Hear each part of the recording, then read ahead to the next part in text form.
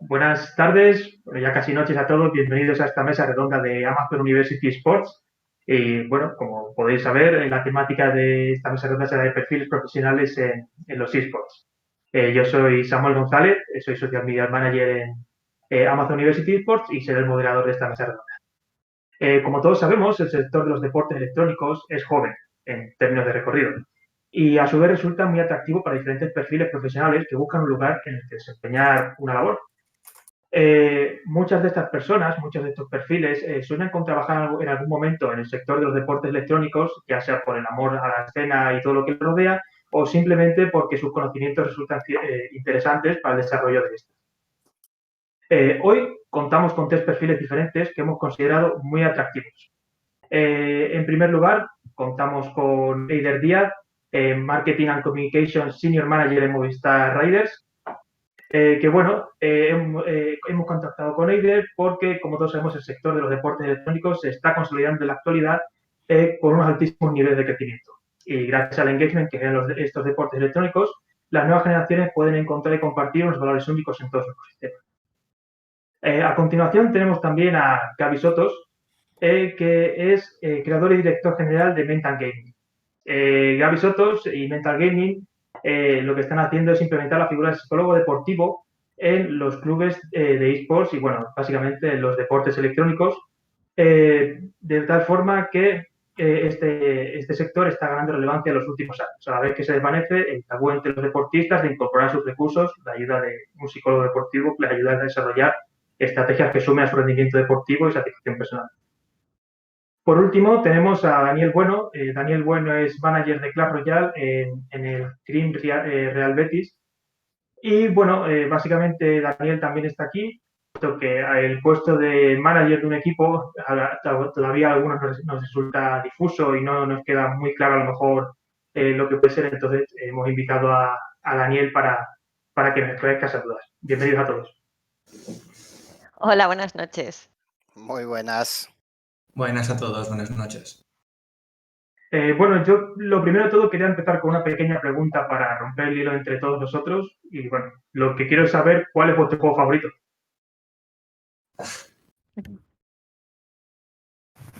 Yo creo que para mí es una pregunta complicada. ¿Cuál es mi juego favorito o cuál es el juego al que más horas he echado?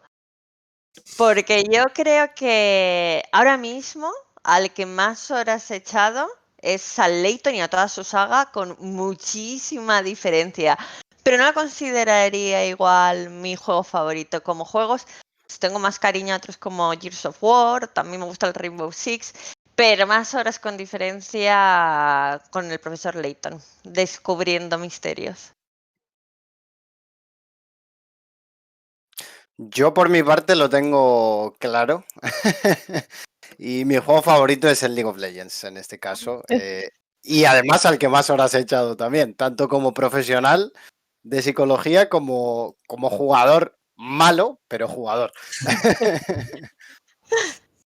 En mi caso, seguramente al que más horas le he dedicado es Clash Royale, porque es el juego al que me dedico actualmente. Entonces, muchísimas horas, tanto a jugarlo como a verlo, espectearlo y tener que ver y analizar partidas. Pero al que más he disfrutado siempre ha sido el FIFA, a los equipos de fútbol, y es el que más tiempo le he disfrutado jugándolo. Bueno, pues una vez que sabemos vuestros gustos, vamos a empezar con una rondita de preguntas, ¿vale?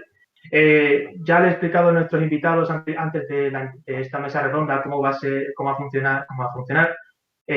Básicamente tendremos diversas preguntas más individuales para que nos comente su experiencia de primera mano y otras más generales en las que cualquiera va a poder intervenir y es bienvenido, pues, es bienvenido a cambiar el rumbo de la mesa redonda.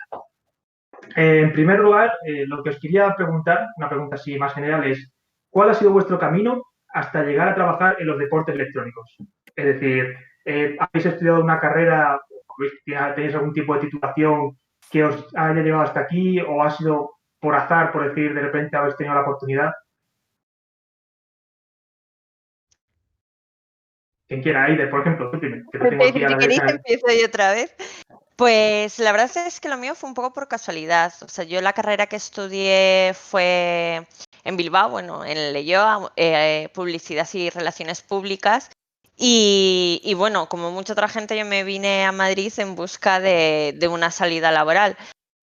Para ello hice un máster y dio la casualidad de que en ese máster las prácticas fueron en una agencia, en Lewis, donde se estaba creando un departamento que se llamaba entretenimiento digital y aglutinaba un poco todo lo que eran nuevas tecnologías y especialmente videojuegos.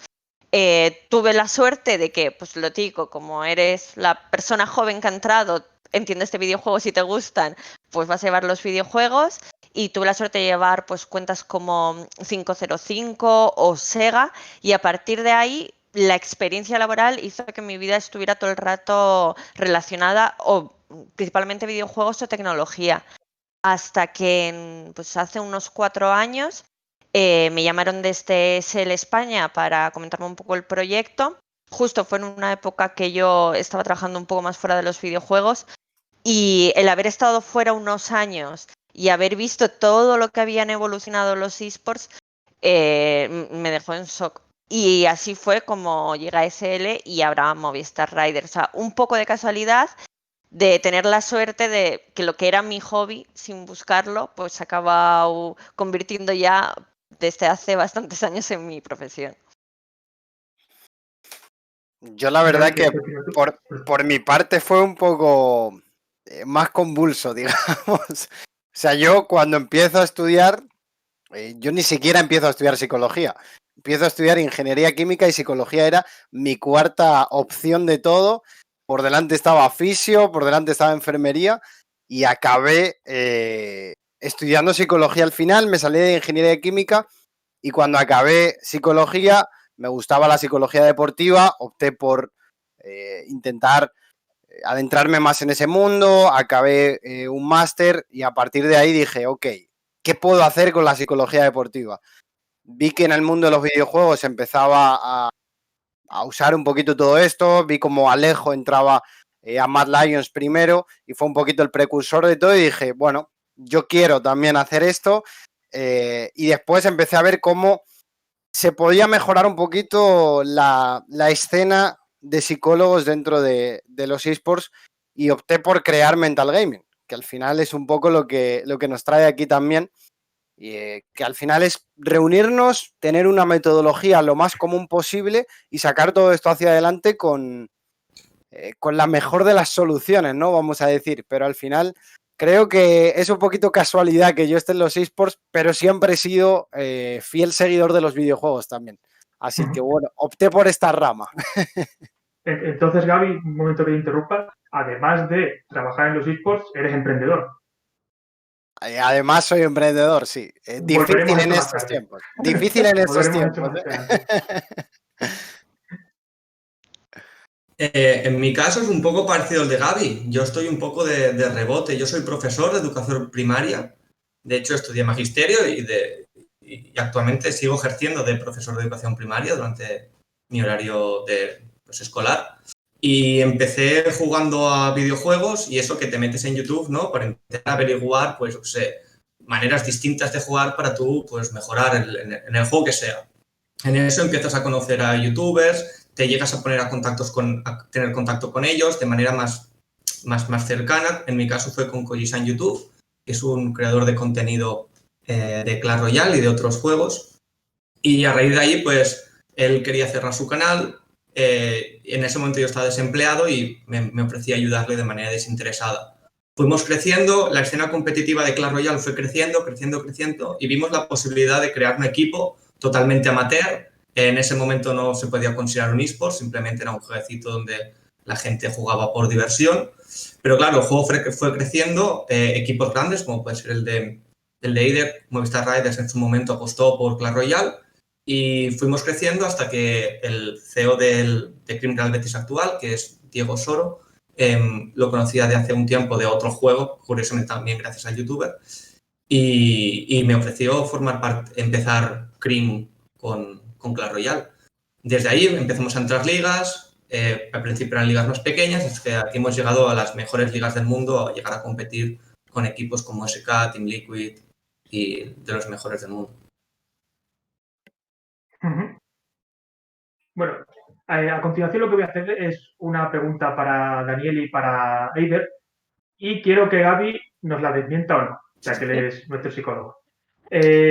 Bueno, yo lo que quiero que me contestéis o que respondáis Daniel y Eider es decir, ¿qué función pensáis que desempeña un psicólogo deportivo en un club y si es necesaria esa función? Adelante. Empieza, que he empezado No, yo. no. Haces No de os peleéis. primera. A ver, yo creo que es esencial, ¿vale? Yo, o sea, bueno, yo de todas maneras a nivel personal soy muy partidaria de la figura de un psicólogo en la vida en general de todo el mundo. Entonces, en este caso concreto, donde estamos hablando de personas muy jóvenes, personas que se ven expuestas a una fama muy rápido y que, bueno, ya sabemos cómo son los seguidores en redes sociales, que hoy estás arriba, mañana estás abajo. Que no solamente tienen que controlar el que tu hobby ahora es tu modo de vida, sino toda esa sobreexposición añadida a la tensión normal de una competición. O sea, a mí me parece inviable no tener un psicólogo. O sea, tener a tanta gente de una edad además que todavía es una edad donde tu personalidad un poco, yo creo que se está terminando de formar, donde estás empezando a dar los primeros pasos en la vida adulta. Si no tienes una guía, pues o bien perder la cabeza, todo eso que les está pasando y que eso o sea, tenga una clara repercusión en sus resultados deportivos. Yo veo que es esencial, o sea, sobre todo para poder controlarles un poco en el buen sentido, quiero decir, poder darles todas esas guías de lo que todavía aún les falta. Yo estoy totalmente de acuerdo. De hecho, en CRIM tenemos a Martín Toribio, que es nuestro psicólogo, y más que nada que la psicología no solamente la realizamos a nivel individual, sino también a nivel grupal. Hay muchos juegos, como puede ser League of Legends, que se tiene que haber una sincronización entre los distintos jugadores, tiene que haber una química, hay quizás jugadores que pueden ser muy buenos a nivel individual o muy buenos en un equipo en concreto, ese jugador lo metes en otro equipo, la sinergia no es buena y al final el equipo no acaba obteniendo resultados. Por la experiencia que yo he tenido con Martín, es excelente y aparte de crear dinámicas de grupo, puede llegar a mejorar la vida social de la persona, dándoles consejos en su vida privada, como puede ser distraerse, evadirse del videojuego, hacer deporte, tener una vida más saludable, comer más sano. Y al final una persona no puede estar dedicada 100% al videojuego y dedicarle tantísimas horas porque acaba convirtiéndose en su modo de vida y lo tiene que ser totalmente al revés. En los trabajos no son nuestro modo de vida, entonces para el jugador debe ser lo mismo. Entonces tiene que saber desconectar, porque él, por ejemplo, realiza el partido, sus entrenamientos y luego se va a Twitter y es más de lo mismo, porque sigue relacionado con eso. Entonces lo mejor que puede hacer es quitar redes y todo eso, la función del psicólogo es el que acaba aconsejando y dando pequeños tips para poder mejorar tanto el rendimiento personal, global o el propio de la persona en su día a día. Bueno, yo sabía que esta pregunta la iban a responder bien, ¿eh? Porque tienen dos excelentes profesionales en sus equipos, como son Sens en Movistar, Riders y Martín, como bien ha dicho Daniel en CRIM Real Betis, y sabía que esta la iban a contestar bien. Por agregar algo, yo diría también que es muy importante la labor que hacemos con los descansos de los jugadores, con las horas de sueño y demás, que es algo como un tema muy tabú en el mundo de los esports, en el mundo de los videojuegos, quedarse hasta las 5 de la mañana jugando y cositas así. Creo que es algo que también hacemos una labor bastante buena para evitar todo eso. También enseñándoles que si descansan mal, su rendimiento va a ser peor. Y al final los jugadores es algo que lo que quieren al final es rendir no a su 100%, a su 200% a ser posible. Entonces, al fin y al cabo, damos todos esos tips, como bien decía Daniel también, y ahí estamos batallando día a día muchas veces. Porque entonces, Gaby, para ahondar un poco más en esto de la psicología deportiva, ¿vosotros cuáles son los puntos que atacáis a la hora o cuál es vuestra dinámica a la hora de trabajar con un equipo? ¿En qué os centráis? Te diría que ojalá decirte, oye, pues enfocamos en esto y ya, vamos con eso a todo, pero no, en realidad cuando entramos a un equipo lo primero que hay que hacer es un diagnóstico general de ese equipo y de las personas que están de manera individual en el equipo, desde todo el staff hasta el último jugador que haya, suplente o lo que sea, tenemos que trabajar con cada uno de ellos, de manera individual y de manera grupal. Entonces, no hay nada que podamos decir, oye, es que esto lo trabajamos sí o sí, porque en un equipo será una variable que esté muy alta y no haga falta, por ejemplo, trabajarla, yo qué sé, algo como trabajo en equipo, que suena como muy palpable, ¿no? Puede ser que un equipo al que yo entre a trabajar ya lleva 4 splits juntos. Entonces, no va a ser algo que a lo mejor necesiten trabajar en ese mismo momento. Sin embargo, otro equipo que los 5 jugadores vienen de 5 equipos diferentes y hay que empezar a trabajar con ellos de cero, puede ser algo que diagnostiques como importante a trabajar en las primeras sesiones, en los primeros meses. Pero no hay algo con lo que empezar sí o sí. Lo primero a lo mejor es saber si confían o no en un psicólogo, que eso es muy importante también. Bueno, ahora vamos a saltar al territorio de Eider, porque bueno, hoy ella es el Marketing and Communication Senior Manager. Todos sabemos que hoy en día lo que son los deportes electrónicos, pues están al alza, por decirlo de alguna forma. En 2020 se espera que se facturen, creo que era un 19% más que en 2019, incluso con todo lo que estamos sufriendo de pandemia y tal. El tema engagement es algo que a las marcas les interesa mucho porque se pueden dar a conocer en un público muy joven y que yo, por ejemplo, no sé si vosotros, pero yo, por ejemplo, ahora mismo, lo que es televisión clásica como tal, yo no veo, pues sobre todo consumo contenido digital. Entonces es una forma de llegar a un público más joven. La pregunta que te quería hacer yo, Eider, era ¿qué diferencia hay en tu puesto entre trabajar, por así decirlo, en un entorno más tradicional y en el entorno de los esports? ¿Cómo planteas las estrategias de marketing o ese tipo de cosas? Bueno, yo creo que los esports tienen un ritmo que yo por lo menos no había visto en muchos sectores. No solamente por la naturaleza digital que tienen, que les hace que todo se mueva muy rápido. Para mí hay dos cosas que son las que más la diferencian de otros sectores. La primera es la figura del desarrollador o del publisher de los videojuegos. Hay que tener en cuenta que todo el negocio de los esports, todos, ligas, equipos, al final giran en torno a juegos y en torno a juegos que pueden marcar sus propias reglas. Entonces esto a la hora de crear campañas de marketing es una dificultad extra, porque por ejemplo yo como club, si quiero me puedo hacer una estrategia a 5 años con los juegos que yo crea, pero luego el desarrollador puede decidir qué tipo de patrocinadores acceden a esos juegos, o el desarrollador puede decidir que mira, este juego ya no me interesa tanto, paso al siguiente. Entonces, ese es un punto que es un reto comparado a otros sectores. Y por otro lado, para mí también algo que me llamó más la atención cuando empecé a trabajar en los esports es todo lo que pasa en redes sociales. Digamos que en otros sectores tienes tus públicos más controlados.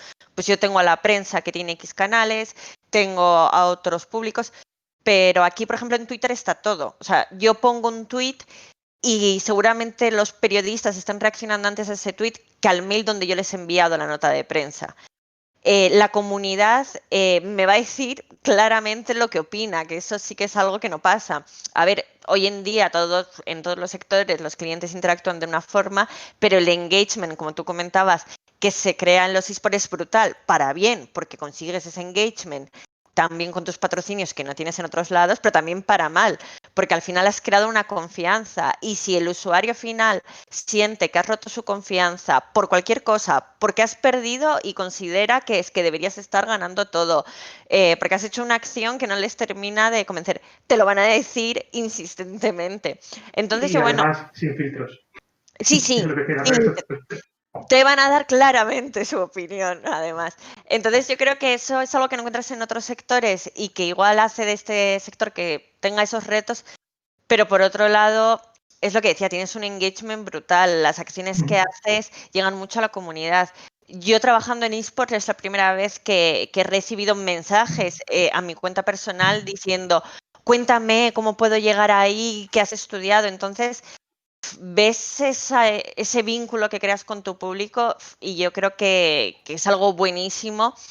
Muchas veces también se ha hablado de lo sana que es la afición todavía, que aunque sean de un equipo u otro, sobre todo lo que hacen es disfrutar de los esports. Y yo creo que eso es algo que todos los que estamos implicados de una forma u otra en su crecimiento tenemos que cuidar mucho, porque yo creo que es algo que le hace muy único a este sector. Has hablado, Eider, de la forma en la que tiene la gente de dar feedback a lo que Sí. es en redes sociales, a equipos, jugadores, en caso tanto de victorias como de derrotas. Sí. Entonces, aquí vamos a pasar más a Daniel y a Gaby. ¿Habéis visto que jugadores o jugadoras sufran las derrotas por la exposición en redes sociales? Sí, Y, sí, sí. Sí, Sí, sí, sí, sí. Y no pocos. la mayoría, de hecho. O sea, Sí, porque sí. están expuestos al 100% a ese mundo. Es un mundo, al fin y al cabo, también.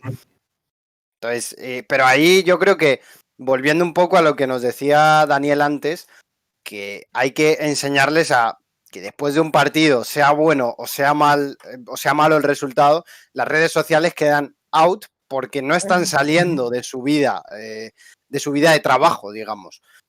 Y al final eso es lo único que está creando es, si has perdido y te están llamando malo 800 veces, es muy, muy negativo, pero todo lo contrario, si has ganado y te están alabando y te están poniendo por encima de lo que realmente eres, vas a acabar confiándote también. Y, o sea, al final, mirar las redes sociales para mal o para bien, te va a hacer un perjuicio probablemente, en que en tu confianza sea extrema o que tu confianza se vaya al pozo, digamos.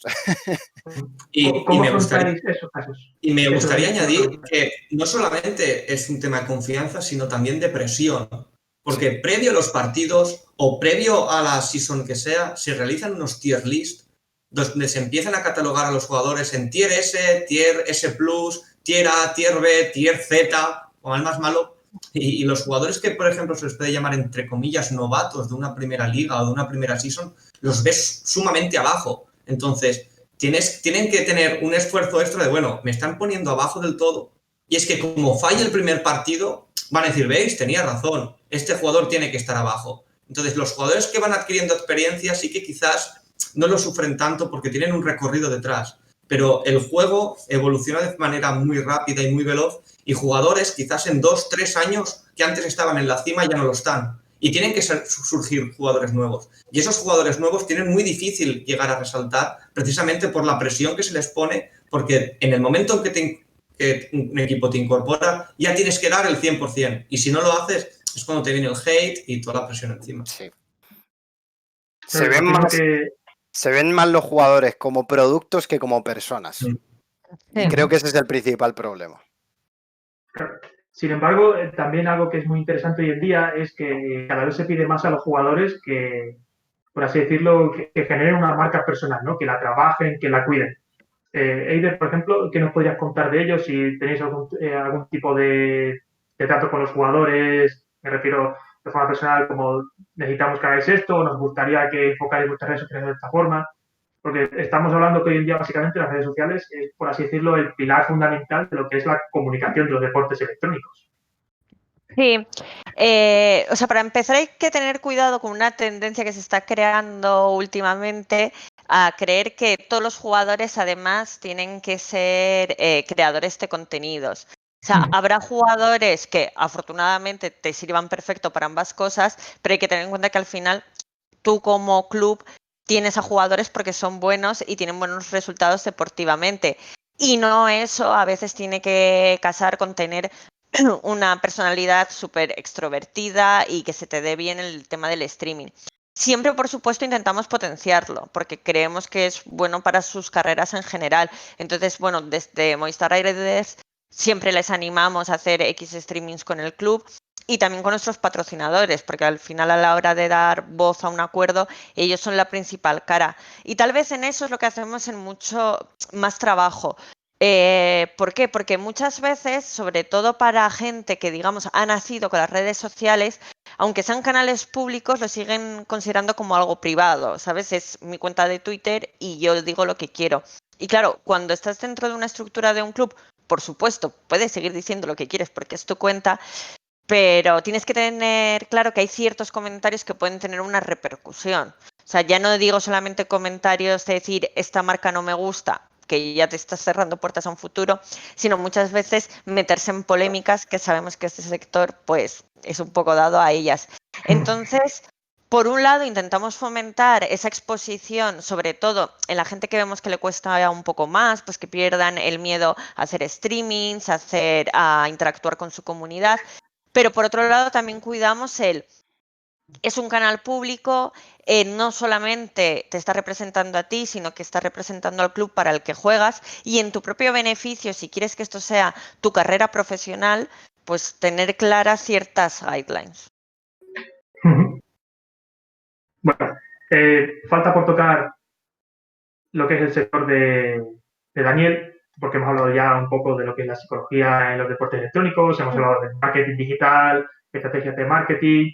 Entonces, Daniel, yo te voy a preguntar, yo pienso que es algo, como he dicho antes, algo que mucha gente no tiene claro. ¿Qué es un manager? ¿Qué funciones tiene un manager? ¿Tú qué haces en tu día a día? ¿Cómo enfrentas tu día a día? ¿Cuáles son tus A ver, objetivos? las funciones del manager pueden darse muy diversas dependiendo de la situación en la que se encuentra el equipo. Por ejemplo, hay diferentes fases. Tenemos la fase inicial, que es la de construcción del equipo, que es pre-season. Es una fase donde el trabajo es muy grande porque te tienes que reunir con muchos entrenadores, analistas, preparadores y tener que escoger, junto con gente que te pueda asesorar dentro del mismo club, quién es la persona indicada para liderar el proyecto deportivo. Porque el manager, en el fondo, no te va a construir el jugador, no te va a construir el jugador, no lo va a hacer evolucionar. Una vez ya tienes el entrenador, pasamos a lo que es más difícil, a los jugadores.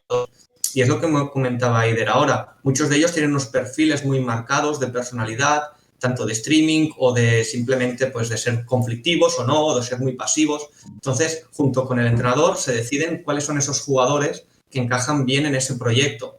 Claro, y esos jugadores les tienes que convencer, porque en el mundo de los eSports hay un momento donde termina una season, podemos decir que el 70, quizás 60% de jugadores quedan libres, porque los que son realmente muy buenos, los equipos ya se encargan de tenerlos contratados durante todo el año, pero un 60-70% queda libre. Entonces, es la jungla de los equipos de, bueno, ya no es un tema solamente económico, es un tema de proyecto, de estabilidad, de lo que se le va a ofrecer, si hay gaming house, si no hay gaming house, si a la liga a la que tú le vas a inscribir a él le parece atractiva, si no, el ambiente de equipo y los jugadores últimamente me han sorprendido porque aparte de todo eso buscan saber qué compañeros van a tener. Ellos conviven alrededor de 6-7 horas diarias en distintos tiempos, no seguidos, puede ser 3 y 4, 4 y 7, hay 4 y 3, y les importa muchísimo qué compañeros. Entonces, una vez ya tienes todo montado, ahora empieza a tener tu parte dentro del equipo, digamos, que está pues para hacer un poco, entre comillas, lo que hace el psicólogo.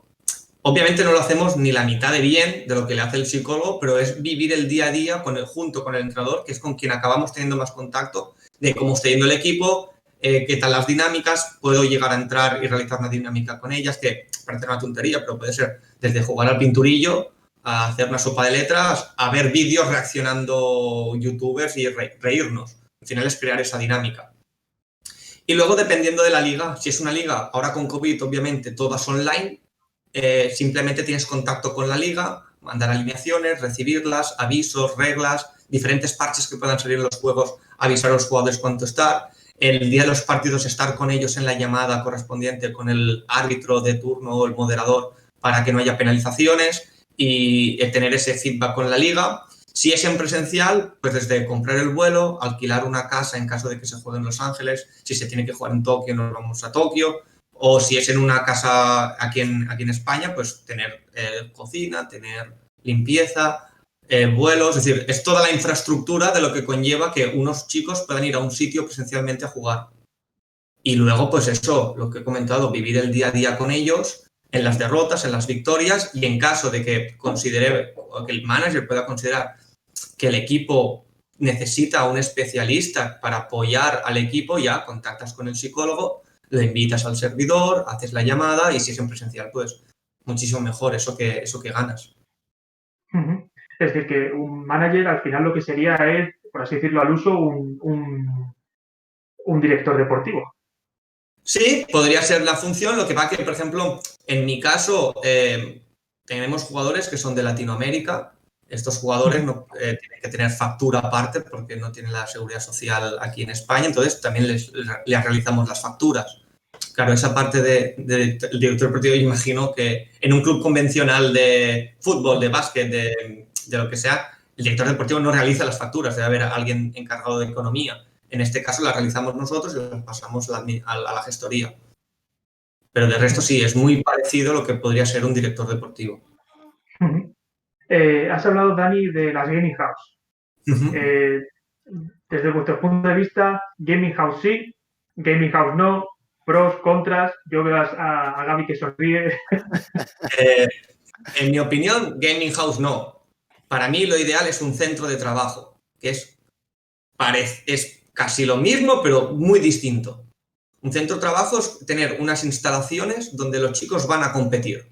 Tienen ahí sus ordenadores, sus tablets, unos sofás, unos lavabos, incluso pueden tener un pequeño comedor o grande, cada equipo lo que se pueda permitir, pero ellos viven fuera. En eso de vivir fuera ya puede ser que sus salarios son suficientemente elevados como para poderse pagar un alquiler, o bien que no pueden pagarse ese alquiler y es el club el que alquila una casa. Ellos escogen si ir a vivir solos, si vivir en grupo, para que ellos en su momento de ir a trabajar sí que se tengan que desplazar en el centro de alto rendimiento, pero una vez termina su trabajo, ellos salen de ahí. Porque el problema de la gaming house es que el eSport se convierte en 24 horas. Y bueno, esa es mi opinión. La mía es semejante. Ahí yo creo que Movistar, por ejemplo, ya que tenemos a Eider aquí, está haciendo bien las cosas en ese punto. Yo he estado en la Gaming Office, podemos llamarla, de Movistar Riders, y la verdad que me parece un centro de trabajo muy, muy proactivo también, ¿no? Te dan ganas de hacer las cosas allí, que eso es lo importante. O sea, es que esto de la Gaming House a mí me parece lo mismo que si te contratan de administrativo y tienes que vivir con todos los compañeros en la misma casa que estás trabajando. O sea, de verdad, a cualquiera de vosotros os dicen, oye, te contratamos y además te ponemos casa, vas a estar viviendo con todos tus compañeros de trabajo en la misma casa, pero claro, te pagamos la comida y te pagamos todo. Ahora no puedes salir prácticamente para nada de la casa. A todo el mundo le parecería una locura. Bueno, pues es lo que se hace en los esports. O sea que la verdad que yo muy a favor de las gaming office, digamos, y de que luego, bueno, como ha dicho Daniel, si tienen posibilidad de, por el sueldo y demás, de poder irse a vivir solos o compartiendo casa con un amigo que tengan en esa ciudad o lo que sea, 1000 veces mejor. Que no, el club se encargará de darle alternativa 100% seguro. Sí, en nuestro caso, como comentáis, nosotros tenemos lo que es la oficina separada, que es el Movistar Esports Center, que es una pena por la situación, pero si no, os invitaría a todos a ir a verlo. Ahora está un poquito más complicado, aunque seguimos abiertos. Y sí que luego los jugadores, pues hay algunos que viven en su casa. El ejemplo, por ejemplo, del equipo de League of Legends, sí es verdad que comparten todos piso, pero vamos, yo personalmente veo vital hacer esa separación por lo que acabáis de comentar, porque es que si me lo propones a mí, pues hombre, yo prefiero tener mi casita con mis cosas aparte del trabajo y creo que es sano, porque si no acabas en una dinámica donde solo trabajas. Y quiero decir, cuando eres súper jovencito y tienes esa pasión que puedes con todo, eso está genial, pero si quieres que esto sea tu profesión y mirar a medio largo plazo, cuando lo das todo 24 horas, esa pasión acaba perdiendo fuelle en un momento dado porque vas a tener que afrontar temas normales de trabajo como problemas, decepciones, etcétera, la vida que pasa. Entonces, yo creo que es esencial poder tener esa vida personal que cuando el trabajo te trae problemas es lo que te ayuda a sobrellevarlo y a tener una buena actitud. Sí. Y también los problemas que se pueden dar en una gaming house. Efectivamente, también. Sí, que no hemos hablado, pero también. Que ya luego eso hay que lidiar y ya sí que, bueno, otros temas. ¿Pensáis que quizás en los deportes electrónicos es un sector en el que quizá a la gente le cuesta un poco el desconectar del trabajo? Sí, total. Sí, porque normalmente también es el hobby. El trabajo es el hobby de las personas, el que estamos en los esports. O sea, yo me incluyo. Si yo estoy 6 horas trabajando con un equipo de LOL y luego mi hobby es jugar al LOL, mi solo queue, pues tengo un problema, porque mi hobby se ha convertido en mi trabajo. Entonces, obviamente tengo que saber separarlo bien y días que vas a tener que descansar de eso. O sea, si no, te acabas quemando y bueno, pues vas a mandar todo por ahí. Sí, Y yo creo que también, es muy... sí, perdón, Perdona. Bueno, yo, no, yo solo quería decir que vamos, que pienso un poco lo mismo. Al final este sector se ha creado por esa gente que tenía esa pasión y que logró que su hobby fuera un sector rentable. Entonces, claro, es muy complicado. Por ejemplo, a mí me ha costado responder a la pregunta del videojuego favorito porque si digo la verdad, llega un momento en que llego a casa y digo, mira, me apetece hacer cualquier otra cosa, ¿sabes? O ver vídeos, pero el hecho de jugar a ciertos juegos me recuerda a trabajo. Entonces, yo creo que al final lo malo de cuando conviertes tu hobby en tu trabajo es que cuando quieres que sea tu hobby a veces te recuerda a tu trabajo, ¿sabes? Pero bueno, fuera de bromas, yo creo que es muy, muy complicado. Que a ver, que eso no implica que dejes de jugar en tu tiempo libre, pero que te lo tomes de otra manera. O que cambies de juego, o que cambies de compañero, pero que tengas un poco clara esa separación. también me gustaría recalcar que, por ejemplo, en un trabajo más convencional o más tradicional, tú tienes tu sitio de trabajo, vas a trabajar y una vez te sales de ahí te olvidas. Yo no sé cómo lo hace la mayoría de gente en los eSports, pero tengo las cuentas, WhatsApp, mails, todo vinculado con el teléfono. Entonces puede ser que tu jornada termine a las 9 o a las 8 o a las 7 y a las 11 te llega un mail. Inconscientemente tienes el teléfono al lado, miras y dices, vale, me ha llegado un mail. Y a veces dices, no, es urgente, pues voy a atenderlo. Pero te pueden llegar a la 1, a las 3 de la madrugada, a las 5 y los miras al día siguiente y te levantas y miras el teléfono. Y entonces es como un constante recibir información, enviarla, que hace que al final se acabe convirtiendo casi en todo el día estar pendiente de lo que es los eSports. Bueno, y Sí. creo que ha afectado también mucho estos últimos meses de teletrabajo, que también en el trabajo muchas veces, pero vamos, esto no es algo de los eSports, creo que ha sido genérico, se tiene la conciencia de, bueno, ya que estás en casa, pues ya que estoy en casa, pues tengo el portátil abierto. Claro. O a la hora de pedir cosas, bueno, sí sé que la gente está en casa. Y creo que en estos meses, aparte por el esfuerzo extra que ha habido que hacer, porque ha sido, yo creo, una situación complicada general, donde todos hemos tenido que dar un paso más, pero también se han roto un poco esas barreras, ¿sabes? Todo el mundo ha hecho de su casa su puesto de trabajo y muchas veces no se ha sabido gestionar del todo bien. Y yo a esto además agregaría, y creo que Daniel me va a entender bastante bien, el horario de Latinoamérica, porque ya si juntas todo, dices, bueno, trabajo 24 horas al día y listo.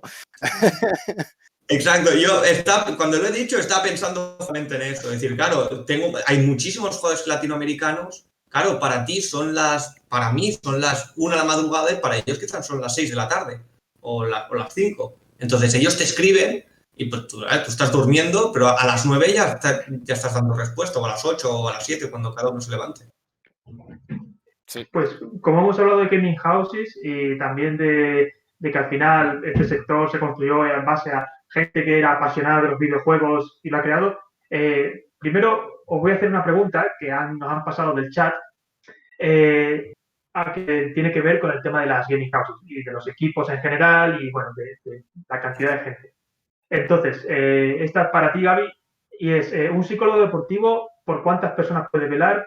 En velar se refiere a si puede con un grupo de 10, de 20, ¿cuál es el número ideal a lo mejor con el que puede trabajar, el número ideal de jugadores con el que puede trabajar un solo psicólogo deportivo? Yo te diría que para hacer las cosas bien, máximo yo tendría 2 equipos. O sea, por ejemplo, que en el mismo equipo, por ejemplo, Movistar, que tienen LOL y tienen Counter. Yo trabajaría con los 2 al mismo tiempo. Si quieren que trabaje con 4, van a saber que va a ser la mitad de tiempo para cada equipo, al fin y al cabo. Entonces, también depende un poco del club. O sea, yo les digo, oye, yo puedo dar esto con estas horas al máximo rendimiento para estos 2 equipos. Si quieres que atienda a 4, sabes que no va a ser tan así. O sea, yo, es verdad que soy mucho de estar en los entrenamientos también con el equipo, de ser muy partícipe en el staff, que entiendo que hay psicólogos que por ahí no lo pueden hacer tanto porque tengan otros trabajos. Yo como me dedico 100% a los esports, me gusta hacerlo de esa manera también. Estar prácticamente igual que está un assistant coach, yo estoy con ellos también diariamente, intento implicarme un montón con ellos porque luego también vamos a llamar la terapia, es mucho más fácil cuanta más confianza tengan esos jugadores en ti y cuanto más vean ellos que te interesas en el juego también, por mucho que no te guste. O sea, yo estuve trabajando con una squad de Gears of War y yo llevaba sin oír del Gears of War años, pero resulta que en México y en Estados Unidos, pues es un juego que se lleva mucho. Y estuvimos ahí, estuvimos preparando majors y demás, pero yo al principio no tenía ni idea, entonces me tuve que también meter un poquito en lo que era el ambiente del juego y comenzar un poquito a trastar con ellos, a que, oye, enséñame cómo se hace esto, para que ellos vean también que me pueden enseñar a mí y que yo les voy a dar la parte psicológica. Pero yo nunca estaría con más de 2 grupos al mismo tiempo, yo qué sé, de manera idílica, vamos a decir, ¿no? Luego sabemos que las cosas no suelen ser así, pero de manera idílica sería lo perfecto. Bueno, y ya la siguiente pregunta. Hemos hablado sobre, bueno, lo que nos encantan los deportes electrónicos a todos, pues no estamos aquí, pero ¿el trabajo en los deportes electrónicos es exclusivo para fans de los deportes electrónicos o pensáis que puede haber gente que no tenga ni deportes electrónicos, pero que tengan cabida? Yo creo que sí, o sea, y de hecho creo que parte de lo que ha hecho avanzar a este sector ha sido el cómo progresivamente se fueron incorporando diferentes perfiles. Además me ha llamado la atención porque creo que es la primera vez que estoy en una mesa redonda y más o menos los tres hemos terminado en los esports sin buscarlo, digamos, muy proactivamente, porque realmente es lo contrario, es gente que dice, no, yo tenía mi equipo con mis amigos, yo tenía esto, yo lo he montado. O sea, al final es un sector que ha sido mucho de emprendedores. Lo que sí creo que sería un error es que viniera un profesional de otro sector a los esports e intentara de alguna manera importar modelos tal cual, porque no van a funcionar por lo que hemos estado hablando. O sea, es un sector donde has un público muy definido, donde tienes al publisher y unas reglas muy definidas. Pero, por ejemplo, un buen psicólogo puede trabajar en esports, incluso perfiles más de oficina, como podría ser un perfil comercial, un buen director comercial, yo creo que le das los esports y al final aprendes las claves. Yo creo que algo que te pasa además cuando llegas a los esports, o que me pasó a mí, es que yo me intenté poner al día de todo. Me hice una lista con todas las competiciones, de todos los juegos, tengo que estar al día, y ves que no, que te vas a volver loco si sigues por ese camino. Entonces al final en tu día a día, como en cualquier otro sector, pues tienes que saber de X cosas, de X juegos, rodearte de gente que sabe más. Para mí eso ha sido clave para poder entender los esports. Una de las personas en SL que más me ha explicado es Adrián Nertun, no sé si le conocéis, pero a él le decía, explícame de todo, ¿sabes? Y tener esa capacidad de aprendizaje, si la tienes, porque realmente te apasiona tu profesión, sea cual sea, yo creo que es fácilmente aplicable en los esports.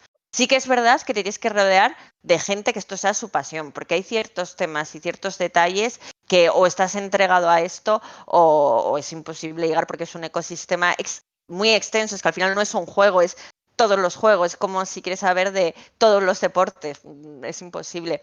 Pero yo creo que sí, que un profesional, siempre que te haga claro cuáles son las características diferenciales de los esports y las quiere aplicar, yo creo que no hay problema. Yo la verdad que tampoco podemos agregar mucho, yo creo, a lo que ha dicho Eider, pero sí, o sea, a mí me parece fundamental que todo este tipo de personas de fuera también enriquezcan un poquito lo que viene siendo la estructura de los esports. O sea, que traigan el mundo real a los esports, porque muchas veces y durante mucho tiempo se ha vivido una especie de burbuja que decimos, bueno, aquí están los esports y fuera hay lo que sea, pero con la inclusión de todas estas personas que vienen de trabajar yo qué sé, vienen de trabajar de otro tipo de industrias y se adaptan a esto, creo que le vienen muy bien al sector también. Y además da credibilidad, que es muy importante. Dani, ¿quieres añadir algo? No, lo han dicho perfectamente, opinamos lo mismo, entonces sí, me parece todo perfecto. Poco Claro, debate porque tenemos entre los tres. poco debate. Os veo a todos muy de acuerdo. Yo esperaba un poco más de cuchillos, pero bueno. Nos han hecho una pregunta por el chat, que bueno, tal y como está la situación y además de que bueno, el sector de los esports es, no digamos que es muy hermético, pero sí que es verdad que es difícil entrar, puesto que hay poco espacio, podemos decirlo de alguna forma. Entonces la pregunta que nos hacen es que para alguien que quiere encontrar trabajo dentro de la industria o al que le gustaría trabajar, ¿cuál es el mejor consejo que le podéis dar siendo esa persona un apasionado o apasionada de los deportes electrónicos? En mi opinión, que su principal objetivo no sea ganar dinero. Hay mucha gente que tiene como fijación, bueno, yo quiero empezar a jugar y quiero empezar a ganar dinero. Y si nos fijamos en el deporte tradicional, que está mucho más consolidado, los niños juegan en el parque, sus padres los apuntan a extraescolares en fútbol, los que empiezan a destacar un poquito más ya van a equipos un poquito mejores, van creciendo y a medida que vas evolucionando, si realmente eres bueno como para llegar a competir en los eSports, te va a llegar la oportunidad. Pero si eres tú el que te pone las limitaciones, decir, no, yo es que quiero empezar ganando X cantidad mensual, el equipo ya se va a tirar para atrás, porque tú no has demostrado, no has tenido un crecimiento, una evolución. Y si te gusta, es que es tu pasión. Entonces no antepongas una oferta económica, no antepongas intentar ganar dinero de manera rápida, porque eso se consigue con el tiempo. Sí, la verdad que, a ver, ahí, si tienes pasión, creo que el dinero queda un poquito a un lado, por lo menos al inicio, ¿no? Luego, obviamente, todos los trabajos necesitan una remuneración bueno, porque necesitamos comer todos los que estamos aquí, por lo menos. Pero es verdad que de inicio, y al ser una industria tan joven también, recordemos que es que parece que los esports llevan 200 años y llevarán 10 años exagerando, o sea... hay que tener muy en cuenta eso también y que la gente no tenga prisa. O sea, entra, ten tranquilidad, demuestra que eres válido y todo llegará. O sea, hoy por hoy, yo no estoy trabajando en España como psicólogo en ningún club de España. Y no tengo prisa por hacerlo. La oportunidad llegará cuando quiera llegar y ya está. De momento, yo he optado, hay mucha gente que se va al mercado europeo. Yo opté por irme al mercado latinoamericano y ahí me está yendo muy bien también. Y al final me siento muy realizado también con lo que estoy haciendo. ¿Que me gustaría trabajar en España? Sí. ¿Que tengo prisa de ello? No, porque todo llega, todo con esfuerzo, trabajo y pasión se va a acabar consiguiendo. O sea, creo que ese es el mayor consejo que se le puede dar a alguien, la verdad. Sí, yo lo único que añadiría, porque muchas veces, por ejemplo, en Raiders recibimos mensajes o currículums de la gente que dice, quiero trabajar en esports, de lo que sea.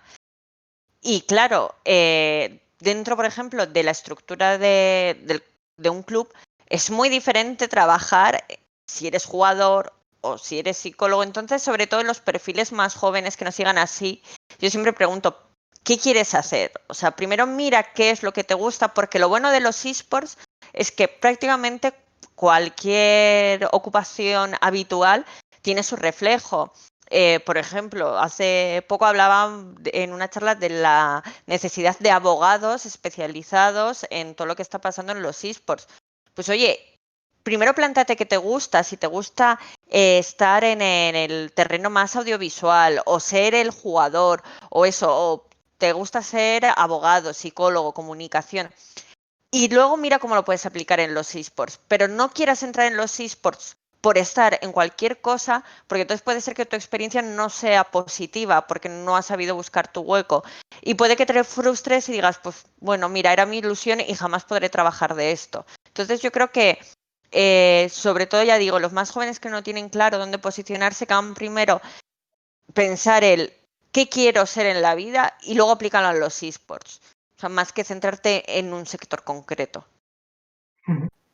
¿Creéis que hace falta algún tipo de estudios específicos para entrar en el sector de los esports o que una persona con una educación básica que se especializa en X cosa por ser autodidacta o que sea puede llegar a trabajar en un club, en una empresa?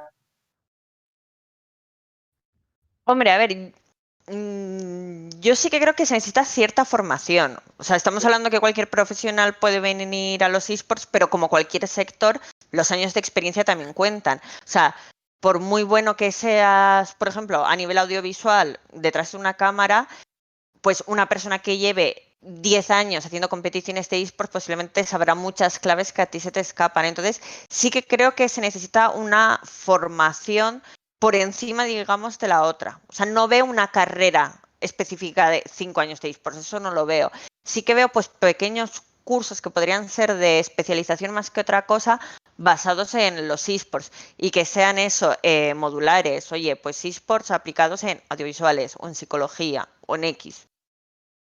Yo, ahí entrando un poco más también en lo que viene siendo el staff, o sea, son autodidactas normalmente. O sea, ¿qué carrera ha hecho Dani para ser manager de Cream Real Betis? Magisterio. Simplemente, o sea, creo que ahí ser coach, ser manager, o sea, obviamente implican unas labores que tienes que hacer, que las tienes que saber hacer, pero no sé si en algún momento va a salir una carrera o no sé, o una formación profesional, pongamos, para ser head coach de un equipo de LOL. No sé hasta qué punto eso se va a dar. Yo creo que es verdad que vendría muy bien buscar un poquito lo que se está haciendo en los deportes tradicionales que tienen más experiencia que los esports y decir, ok, ¿qué se necesita para ser head coach? Un título de X por la Federación Española de Videojuegos. No sé, habrá que verlo más en el futuro, probablemente, pero hoy por hoy creo que un head coach, un manager es 100% autodidacta o 100% de me meto en tal equipo porque hay un coach que me interesa, voy a intentar aprender lo máximo de ese coach y después intentar desarrollar mi carrera. Es verdad que a nivel audiovisual, comunicación, psicología, abogacía incluso, es adaptarte un poquito a lo que ya vienes haciendo en la carrera o en el máster que hayas hecho. Pero a nivel staff, es otra cosa. Sí, y enlazando un poco con lo que decía Gaby, normalmente los head coach, analistas, el staff técnico suelen ser exjugadores que por lo que han pasado cierto tiempo, su nivel, su rendimiento ha descendido, pero el conocimiento del juego lo siguen teniendo. Entonces pasan a un segundo plano o bueno, dan un paso al lado al nivel de competir como jugador y se quedan como staff. Y luego la pregunta es como, no, me parece como gracioso, ¿no? Porque es como preguntar a alguien, oye, ¿y yo cómo puedo entrar en Nike? ¿O cómo puedo entrar en Adidas? Y dices, bueno, es que en Adidas es que hay muchos departamentos y nadie va a la universidad y estudia la carrera Adidas o estudia la carrera Nike. Simplemente tú estudias empresariales o estudias audiovisuales y luego tú te labras o psicología y luego tú te buscas tu camino dentro de los sectores que pueda caber tu profesión. Entonces, yo creo que centrarse en una carrera de esports no tendría sentido porque hemos visto juegos que han aparecido y al cabo de 4 años han desaparecido, han aparecido otros. Entonces, ¿qué hace toda la gente que estudió para ser, me lo invento, manager o entrenador de ese juego? Es un estudio que le queda perdido porque el juego ha desaparecido y ha salido uno nuevo. Entonces, ¿qué haces? ¿Te tienes que estudiar otros tantos años del otro juego? No tiene base alguna para poder crear un sistema educativo con eso. Estamos de acuerdo que hay ciertas carreras que a lo mejor sí tienen una entrada más directa, como por ejemplo, al estudiar psicología como Gaby, pues puede decir, pues quiero especializarme en psicología en eSports. Y ahí Claro. tienes como una puerta, por así decirlo, más directa, porque tampoco eso es una cosa que a lo mejor te garantice el poder entrar, o como ha dicho antes Eider, el tema de abogados que se puedan especificar en eSports por tema de contratos, lo que hay hoy en día. Pero bueno, sí que es verdad que, como habéis dicho, hay muchos otros puestos en los cuales se pueden entrar de forma más autodidacta.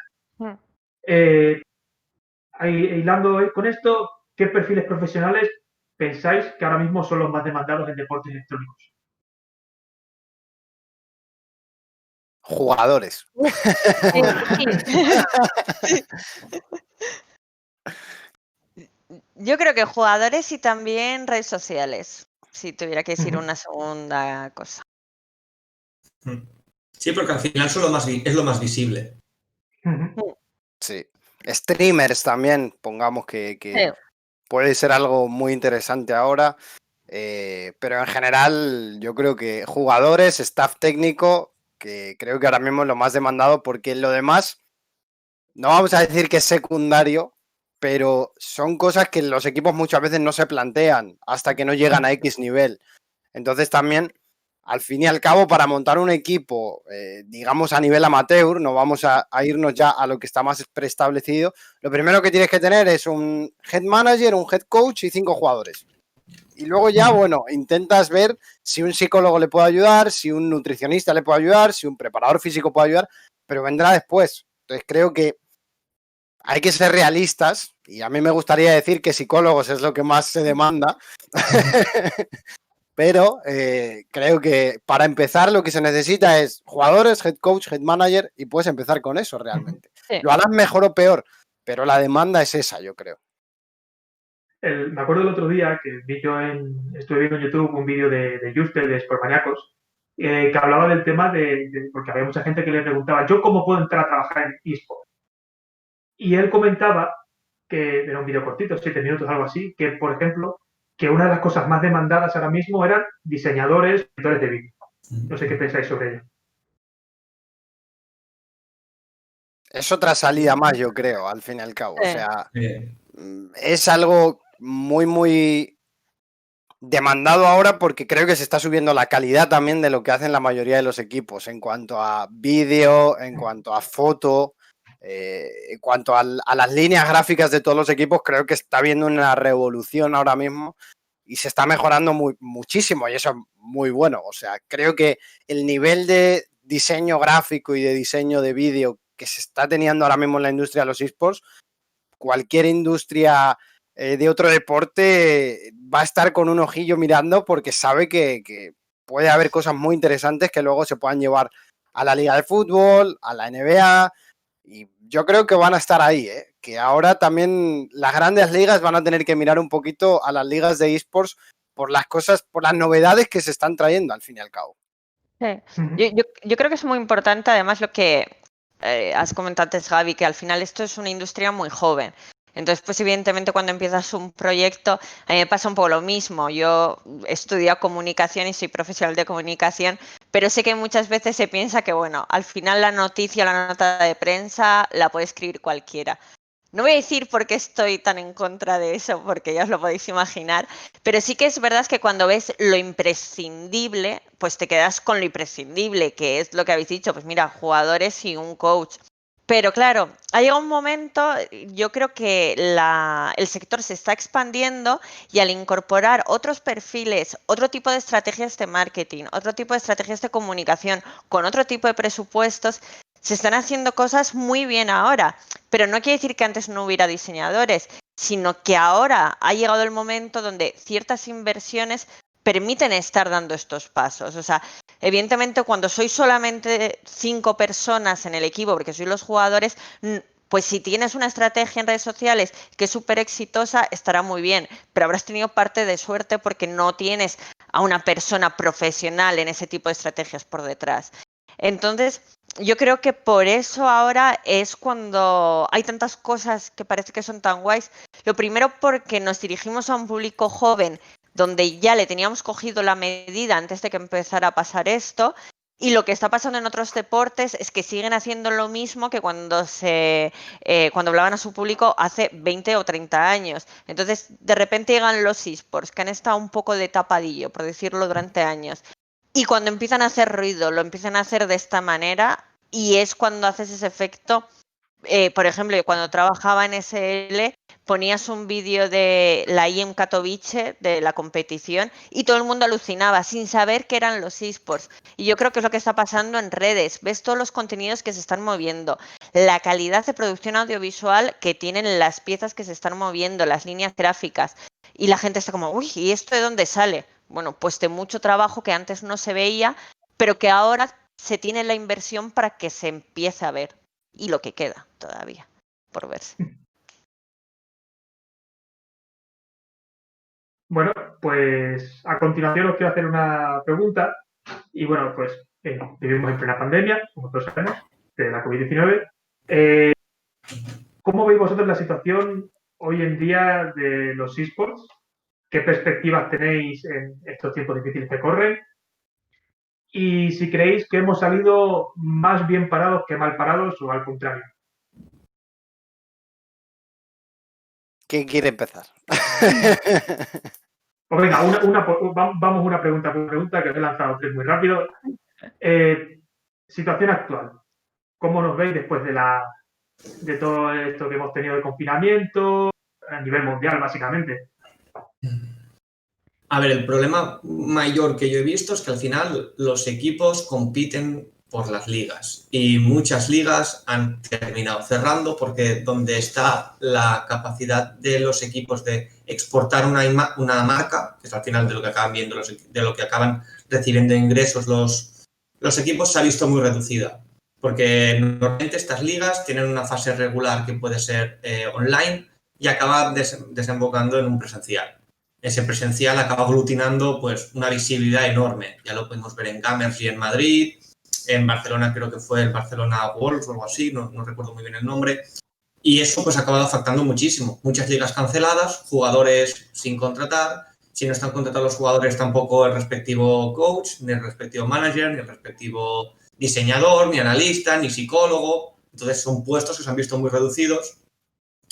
Y luego está el tema de que, aun y así, hemos salido mucho menos afectados que otros sectores. La situación de que, aunque no hayamos podido realizar los presenciales, otras ligas se han mantenido y se han podido seguir disputando de forma online.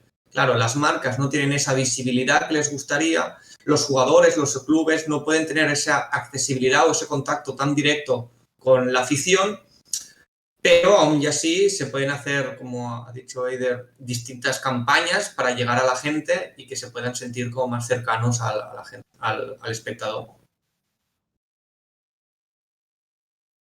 Sí, bueno, yo estoy de acuerdo con lo que ha dicho. O sea, sí que es verdad que tenemos la suerte de que al ser una industria digital nos ha afectado menos. También se han incorporado nuevos gamers que igual no son seguidores de todas las jornadas, pero sí que se van incorporando a grandes finales. Pero, de hecho, las previsiones que tenía Newzoo es lo que comentabas. Creo que al final se hacía un poco la cuenta y no terminaba de bajar demasiado las previsiones que había beneficios. Pero lo que sí que ha habido un daño es en los eventos físicos, en lo que supone a nivel de visibilidad de marcas, lo que comentas, lo que supone a nivel de afición. Yo, por ejemplo, yo en Movistar Riders realmente llevo desde mayo, pero bueno, hemos tenido la suerte de ganar varias ligas desde mayo. Y sí, está bien, porque es una victoria, porque has ganado una liga nacional, porque ganamos la SLO que tenías muchas ganas, pero tenemos la suerte de tener el Movistar eSports Center, que lo celebras un poco en un ambiente más pero no lo estás celebrando con tu afición, no ves a tu afición en el público. Entonces, yo creo que eso es algo que a nivel anímico a los jugadores les ha tenido que pasar factura, porque si yo echo de menos los eventos, pues un jugador, que ahí es donde tiene el contacto, yo creo que es algo que a nivel anímico pasa factura. Ya te digo, por suerte, a nivel económico, creo que la parte digital se la ha salvado, pero es como todo, habrá que ver cuánto dura esto, que esperemos todos que, bueno, todo vaya bien y el año que viene sea muy diferente. Pero también esa incertidumbre que ha habido desde marzo, de esto parece que son unos meses, luego parece que son más y se van cancelando todos los eventos, pues también hace un poco más complicado hacer cualquier tipo de planificación. Sí. Para mí es lo mismo. No nos ha ido tan mal, creo que es la frase. Sí, sí. O sea, Dentro de lo que cabe. todo el mundo está muy mal, nosotros no nos ha ido tan mal. Nos hemos mantenido, yo creo, cuanto menos, y la gente al estar en casa, pues ha podido consumir más del contenido que también se relaciona al mundo de los esports. Entonces, bueno por ese lado, malo porque las marcas al final de las que sobrevive el sector, obviamente sí que han sufrido especialmente el tema de del COVID-19 y las inversiones que vengan pueden reducirse también, ¿no? Y hay que apretarse un poquito el cinturón probablemente de cara al año 2021. Vamos a ver qué pasa si hay o no eventos presenciales. Yo no las tengo todas conmigo, de que se pueda. Pero bueno, veremos, ¿no? Tengamos esperanza. Si no hubiera eventos presenciales, ¿vosotros pensáis que, por ejemplo, no sé si habéis seguido el Mundial de League of Legends, un sistema como el que ha hecho China de llevar a los jugadores, o la misma NBA, que fuera precursora, un sistema burbuja con los jugadores, podríamos llamarlo semipresencial, porque ellos están in situ, pero los aficionados no pueden ir? ¿Pensáis que podría más o menos mantener a flote los números? A ver, Bueno, ¿Pero números a qué se refieres? ¿A visualizaciones o económicos? Por lo que queráis. Es que son dos ¿Qué? conceptos son dos conceptos distintos. Al número de visualizaciones, yo creo que se van a mantener o incluso se van a incrementar, porque gente que no solía mirarlo ahora se va a interesar. Al número económico es mucho peor, porque pues por todo el tema que hemos hablado antes de mostrar marcas, de que las marcas puedan tener un impacto directo con afición que puede ir presencialmente. Entrevistas a jugadores, contenido, es que todo se modifica, se tienen que pensar contenidos nuevos, maneras de publicitar el partido distinto, todo es diferente. O sea, yo hablando de Worlds 2020, que ha sido como el evento más grande sin duda de eSports este año, yo he tenido la suerte de poder hablar con Fallen, que era el Strategy Coach de Rainbow Seven, porque justo da la casualidad de que el split anterior había sido el head coach del equipo donde yo estoy en México.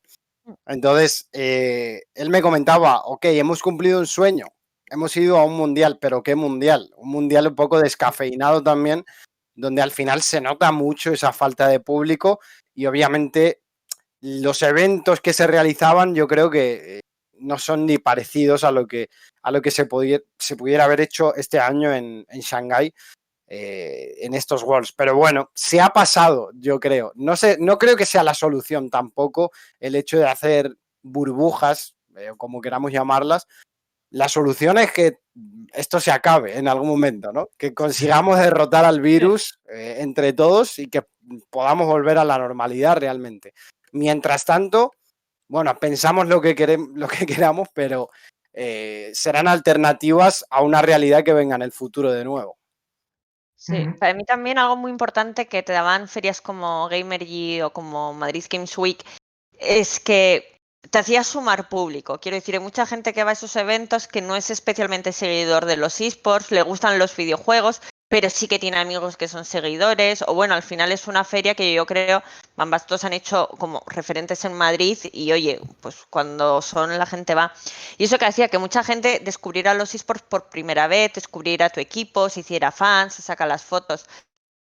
Todo eso lo hemos ido perdiendo. O sea, sí que es verdad que, por ejemplo, ha nacido otra corriente, como pueden ser los streamings que ha hecho Ibai jugando con futbolistas, que ha acercado a un público mainstream, pero a alguien que no le gusta, alguien que cree que no le gustan los eSports, que yo creo que hay mucha gente que piensa que los eSports no son para él, pero realmente juegan online y ven retransmisiones y es como, pues bienvenido, te gustan los eSports, pero no se van a poner a ver la fase previa o los playoffs de los Worlds, por mucho que sea la mega competición. Porque es algo un poco duro en un inicio, ¿sabes? Oye, gamer que te estás convirtiendo a amante de los eSports, ponte a ver League of Legends. Pues es un juego que yo lo siento porque sé que aquí sois muy fans, pero que es un poco complicado la primera vez que te acercas de él. Entonces, la feria nos ayudaba a tocar ese público mainstream que yo creo que es el esencial. Para mí el éxito de los eSports será cuando la gente vea las finales y sea gente que no ve nada más, como el fútbol. Yo el fútbol me veo siempre el mundial. No me preguntes nada más de fútbol, porque no sé nada más. Pero si hay un mundial, yo me lo veo y quedo y sigo y lo tuiteo. Entonces yo creo que eso es cuando dices, vale, ya he llegado a todo el público, tengo a mi nicho que le cuido y tengo ese público mainstream. Y yo creo que es lo que hemos perdido un poco con la falta de las ferias. Que digo, creo que se está recuperando con otro tipo de juegos como ha sido Among Us, Fall Guys, que ha dado mucho juego en streamers y que ha acercado a otras personas, pero queda, no sé, ese contacto que hemos perdido. Cerramos esta parte de COVID-19. Quiero recordar a la gente que se lave las manos y lleve la mascarilla en público. Y vamos a pasar a algo más alegre. Os quiero preguntar, en vuestra posición actual, o a lo mejor siendo ya profesionales en el ámbito de los deportes electrónicos, que contéis un poco cómo fue vuestro primer evento de esports. ¿Cómo lo recordáis? ¿Qué hicisteis? ¿Qué misión teníais? ¿Objetivos? Para mí fue Gamergy. Para mí fue Gamergy. Y bueno, este año aquí, si se hubiera podido hacer, hubiera sido, yo lo tuiteé el otro día, hubiera sido un sueño poder estar en un escenario, compartiendo escenario con todos vosotros en Gamergy, porque hubiera sido como, yo empecé ahí viendo a la gente que estaba y de repente estoy aquí, ¿no? Pero fue Gamergy y ya fue como psicólogo. O sea, iba con un equipo amateur de Rocket League a competir. Ellos iban a competir, yo iba, bueno, a ver qué podíamos hacer por ellos. Salió medianamente bien porque llegamos como a octavos de final o algo así de lo que se organizaba allí en Gamergy. Y luego fue, bueno, ya dije, habrá que verlo, ¿no? Habrá que ver todo esto realmente cómo es. Y ahí es cuando ya te enamoras del mundo de los esports y dices, vale, ahora sí creo que me quiero quedar aquí, quiero que este sea mi nicho. Y yo creo que fue el evento presencial lo que me dijo, ok, tienes que hacer esto. Si no, creo que estaría dudando todavía. Yo el primer evento al que fui estando en SL fue el IEM Katowice, entonces aluciné completamente con todo lo que había ahí. O sea, yo creo que llevaba muy poquito, yo llevaría una semana y media en la empresa y aluciné, pero ahí sí que es verdad que, o sea, no tenía un rol como he podido tener otros años cuando he vuelto, que ya tienes un rol más de trabajo, sino que fui un poco pues para ver todo lo que era la empresa. Y luego yo creo que más o menos en fechas, la semana siguiente, hicimos ese Expo Barcelona, que fue un invitational de CSGO, donde trajimos a los mejores equipos de CSGO del mundo y luego teníamos una competición de Rainbow Six. Y es un evento que lo recuerdo con mucho cariño porque fue el primer evento donde trabajé como prensa, pero siempre tiene un sabor agridulce porque creo que es un evento que en 2016 tuvo la repercusión que tuvo y que si lo hubiéramos hecho el año pasado o hace 2 años ha cambiado tanto el sector que hubiera sido completamente diferente. Bueno, y se ve cuando vas a ferias. Entonces es un evento que pues recuerdo mucho lo que comentas, recuerdo mucho a las personas que estaban allí porque para mí en esa época era como, es mi primer evento y estaba nerviosa. Y eso, y me gustaría saber cómo sería hacer ahora un invitational trayéndote a los mejores equipos en Madrid, la verdad, o bueno, en Barcelona en este caso. Me gustaría repetirlo, porque creo que sería algo bastante diferente. En mi caso, el primer evento creo que fue hace 3 años, se acababa de fundar Cream y entramos en el VP. Entonces era algo que era secreto, nadie sabía. Entonces me fui, cogí el tren de Barcelona a Madrid y me estuve hablando con el CEO, que continúa siendo el CEO del mismo club. Y recuerdo pues a explicarme, mira, que ya he hablado con el VP, que ya vamos a ir todos para adelante.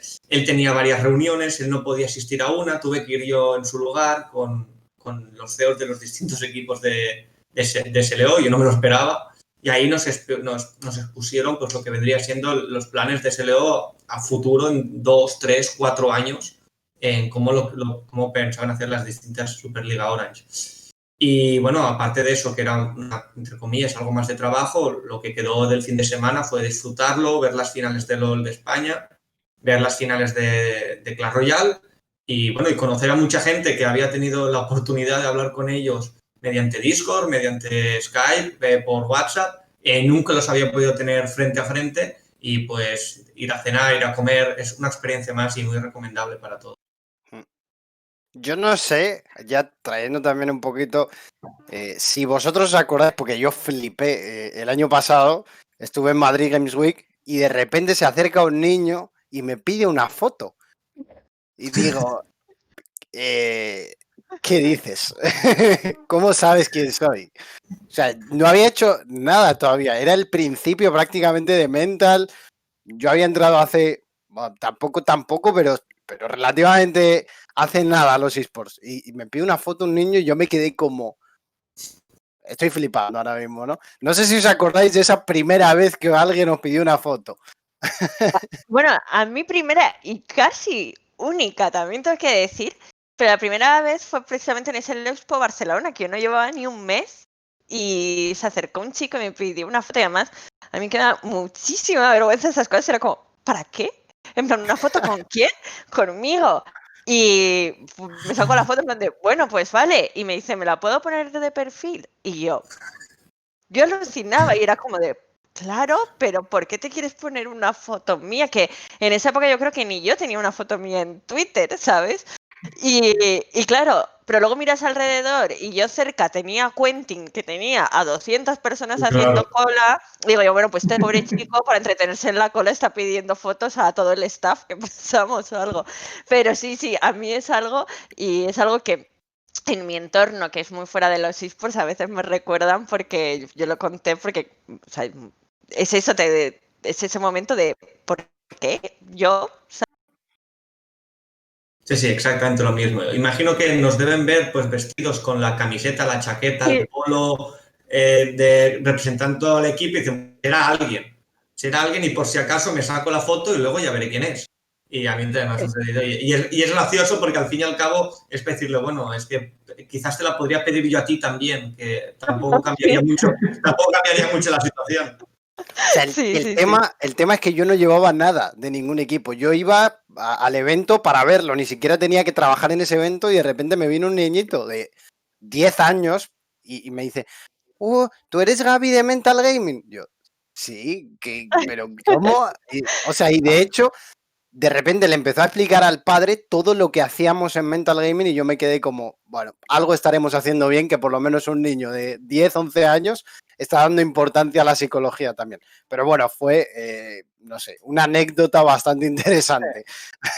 Sí, yo creo que yo a esto me refería cuando decía antes que este sector, a ver, no he trabajado en todos los sectores del mundo para poder juzgarlos, pero cuando decía que este sector tiene cosas muy guays y que te dan, yo creo que este tipo de cosas que se ven sobre todo en lo presencial, que es cuando ves a la comunidad súper entregada y a todo el mundo y es cuando dices, va, mira, luego trabajaré mogollón de horas, tendré, pues en vuestro caso, el horario LATAM, pero jolín, es que vengo aquí a un evento y se me olvida todo y cojo, y aunque esté reventada de cansancio, realmente cojo fuerzas hasta el siguiente split. O sea que. Bueno, os voy a hacer una preguntita en también del chat. Pasamos de toda esta alegría de fotos y nos preguntan qué es lo más difícil que os ha tocado hacer profesionalmente. Yo no tengo dudas, pero aparte, lo más difícil es decirle a una persona que no puede seguir el equipo. Es lo más duro que hay, porque al final es lo que decíamos antes, la inversión que se le dedica a todos estos chicos, ya sea entrenadores, ya sea analistas, ya sea jugadores, es enorme. Y al final, quieras o no, lo que dicen, ¿no? El roce hace el cariño. Y quieras que no, acabas sabiendo de su vida, de que si estudian, de si no, de sus padres, de sus madres, de si tienen hermanos, de si salen, de si no salen, de si... Te acaban contando cosas privadas suyas y es bastante duro tener que sentarte enfrente de ellos con webcam porque es mucho más fácil hacerlo frente a frente y decirle, mira, el split no ha ido bien, tu rendimiento ya no está acorde para cumplir los objetivos que necesita el club y desgraciadamente tenemos que hacer cambios en el equipo y tú vas a ser uno de ellos.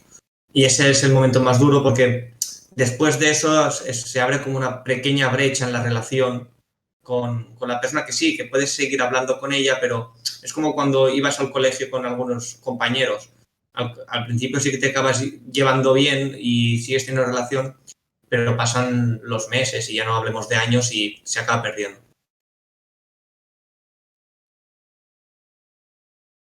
Eider. Eider, cuando quieras. Yo estoy pensando, la verdad es que no sé, es que después de lo que acabas de decir ahora, pues mis cosas digo, pues no son para tanto, es que es verdad, eso es mucho peor. No por desanimarte, Dani, pero... No. El gajes del oficio que se dice. Sí. Es que yo creo que complicado, o sea, he tenido problemas, o sea, sí problemas que he vivido en los esports. Recuerdo con cariño unas finales en Canarias que acabamos a las 2 de la mañana porque tuvimos un ataque. Pero luego en el momento, o sea, yo qué sé, o sea, son cosas que pasan. Además, en ese caso se gestionó muy bien, la comunidad estuvo. Yo creo que cualquier evento. O sea, al final, cuando preparas un evento a nivel de comunicación como Madrid Games Week, por ejemplo, nosotros el año pasado en Madrid Games Week teníamos casi un pabellón, entonces tienes un montón de patrocinadores con un montón de activaciones, tienes que estar pendiente de las redes sociales, del equipo audiovisual, del equipo fotógrafo. Pero ya digo que son cosas más del día a día. O sea, yo de todas maneras las crisis por ejemplo, de redes sociales, soy una persona que me las tomo con bastante flow. O sea, yo pienso que muchas veces las cosas que parecen súper graves en el día de hoy en redes sociales, pues las dejas descansar un poquito y muchas veces se acaban tranquilizando. Entonces, la verdad es que creo que tengo la suerte de decir que más allá de los problemas que pueden surgir, no tengo nada como lo que tú dices, o sea, lo que ha comentado Dani. Eso sí que me parece algo difícil y algo que se sale un poco ya de tu trabajo y que te implica en lo personal. Pero bueno, o sea, más allá de eso, pues el día a día. Si es que al final el trabajo pues te da muchas alegrías, pero también si te pagan es por algo, porque no todos son alegrías. Yo tengo dos vertientes aquí. Una, lo más difícil para mí creo que ha sido quitar la palabra coger de mi vocabulario. Creo que eso ha sido lo más difícil porque en Latinoamérica todos sabemos que significa otra cosa y aquí lo estamos utilizando todo el rato. De hecho, ya me resulta raro escuchar a gente utilizar la palabra coger. Digo, uf. Agarras, ahora agarras todo. Agarras. Agarras todo. Eso creo que ha sido lo más difícil para mí, pero en lo que viene siendo más a mi trabajo como psicólogo, creo que lo más difícil es llegar a una sesión, preguntarle a uno de los jugadores, oye, ¿has hecho los ejercicios que te dejé la pasada tal? Y que te diga, es que se ha muerto mi padre. Creo que eso es una de las mayores, de los mayores palos que te puedes llevar porque, o sea, te quedas out totalmente. Ya no sabes muchas veces, o sea, yo soy psicólogo, pero también soy persona y te quedas como, mierda, le estaba preguntando por su trabajo y es que se le ha muerto un ser súper querido para él y el chico ha venido, o sea, ha venido a la sesión a trabajar y ya le dice, bueno, mira, tómate una semanita de descanso, te voy a ayudar en todo lo que pueda con esto, pero es una situación que te destroza también a ti un poquito, ¿no? Que es algo que obviamente hay que tener en cuenta, que los psicólogos también somos personas, que obviamente nos enseñan a no estar tan metidos en los sentimientos de nuestros pacientes, pero la empatía es una de nuestras grandes virtudes, o debería serlo, y obviamente que te encuentres con una situación así creo que es de lo más difícil que he tenido y me ha pasado más veces de las que me gustaría, la verdad.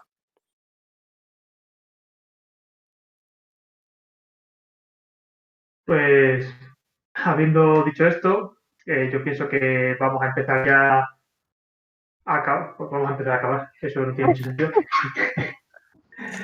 Vamos a hacer un poco de lo que se suele decir como un wrap-up, ¿no? Vamos a una última pregunta para cerrar esta mesa redonda. Y es muy sencilla. Quiero que en 3 palabras cada uno de vosotros me defináis vuestra experiencia trabajando en esports. A lo mejor no es tan sencilla como he planteado, pero...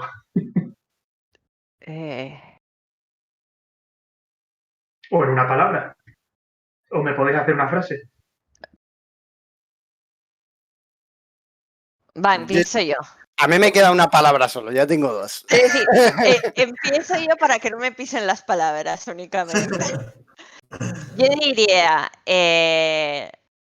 retador, la primera, muy divertido, la segunda, y exigente, por ejemplo. Mis 3 palabras serían diversión, pasión y esfuerzo. Ay, me gustan más las tuyas. Ahora Las mías también era esfuerzo, es algo que es constante. Luego es mucha dedicación, es algo que te tiene que gustar sí o sí, le tienes que echar horas. Y para finalizar, pues diría diversión, alegría, entusiasmo, cualquier sinónimo cabría dentro de lo que buscáis. Bueno, pues después de esto, Eide, Gaby, Daniel, muchas gracias por estar con nosotros esta tarde-noche, porque ya podíamos haber hecho una merienda cena y bueno, lo habríamos pasado también muy bien. Y bueno, muchas gracias a toda la gente que nos ha visto, a Gamergy por acogernos, a nuestros patrocinadores. Y bueno, solo quiero que recordéis que mantengáis la distancia de seguridad, la distancia social en la calle, que os lavéis mucho las manos y que tengáis la mascarilla puesta. Así que muchas gracias por estar con nosotros y bueno, pues nos veremos en otros eventos y esperemos que sean presenciales. Muchas gracias.